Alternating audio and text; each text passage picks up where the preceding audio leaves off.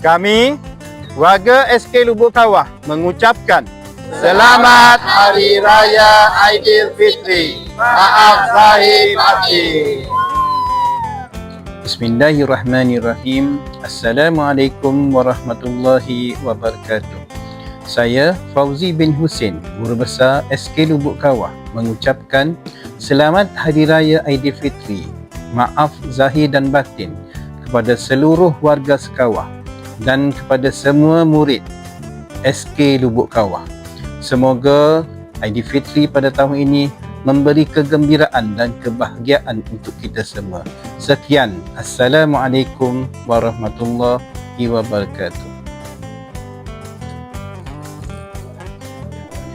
Assalamualaikum warahmatullahi wabarakatuh. Saya Zulkifli bin Muhammad, Guru Penolong Kanan Pentadbiran SK Lubuk Kawah, mengucapkan Selamat Hari Raya Aidilfitri. Maaf zahir dan batin. Semoga raya kita tahun ini akan menambah keberkatan dan rahmah dalam hidup kita. Assalamualaikum warahmatullahi wabarakatuh. Saya Muhammad Ruslan bin Yusuf, GPKM SK Lubuk Kawah, ingin mengucapkan Selamat Hari Raya Aidilfitri. Maaf zahir dan batin.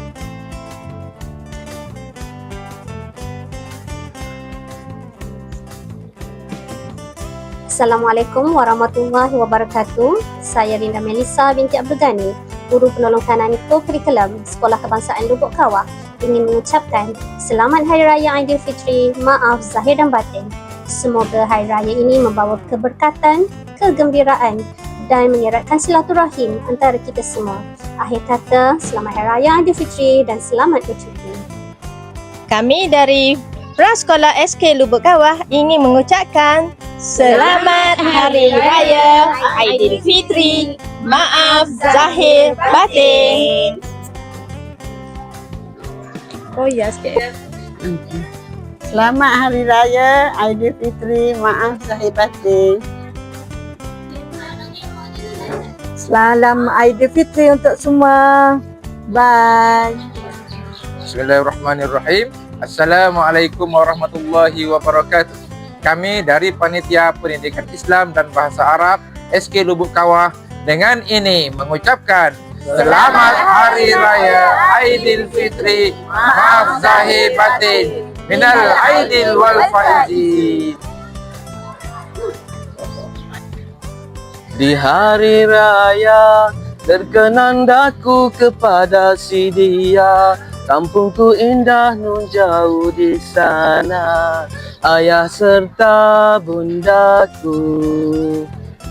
Kami guru-guru panitia Bahasa Melayu ingin mengucapkan Selamat Hari Raya Aidilfitri. Maaf zahir batin.